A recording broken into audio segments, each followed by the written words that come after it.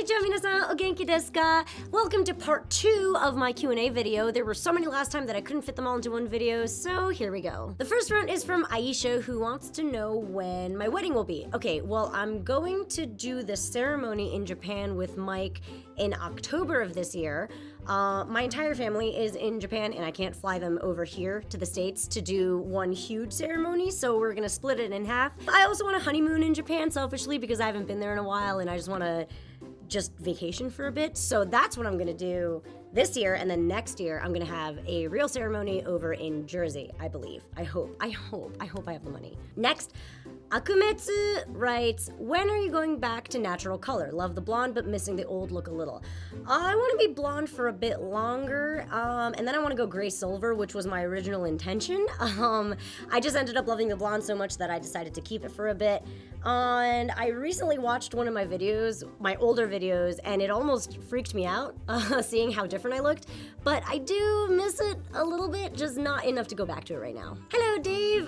Reina-sanの好きなメタルやロックバンドとは何ですか? 最近はどんなバンドを聴いてますか? Which is, what are your favorite rock or metal bands, and what bands are you listening to right now?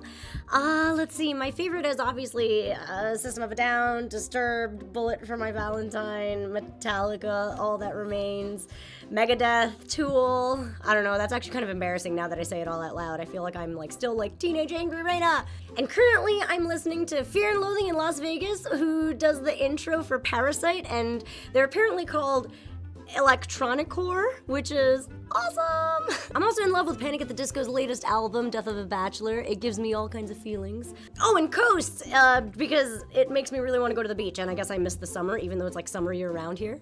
Merc with a Mouth wants to know what my middle name is. I don't have one. Japanese people that are born in Japan don't get middle names. Hello, Mark. He wants to know the one thing I miss a lot about Japan. Okay, other than my family, I miss my shrine. I come from a shrine village, a tiny one that's really close to Mount Fuji, and it's really, really rural, country bumpkin kind of area, and as much as I love and enjoy the city, I really miss my jikka, which means your family home, which is a village, so I miss that the most. Alex asks, do you see yourself doing YouTube down the road years after the fact? I don't really know.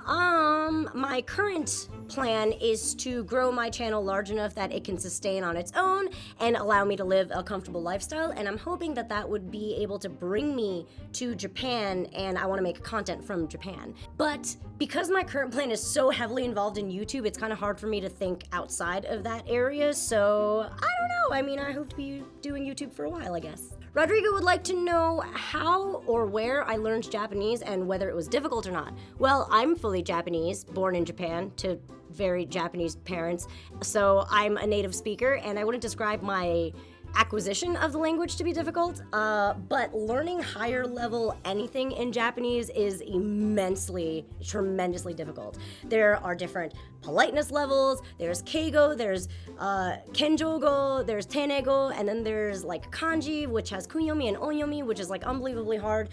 So, yes, it's easy to learn initially, but to master it is a whole nother world and story that is quite arduous. Hiram, thanks for always supporting us in Super Panic Frenzy. I hope I'm saying your name right.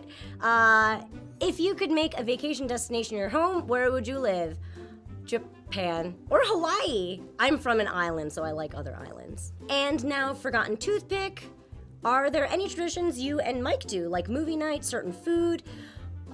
We have a lot of little things we do. We play Mario Kart every single night. We watch all our TV shows together. But we like to go to Little Tokyo and either eat ramen at Menno or curry at Curry House.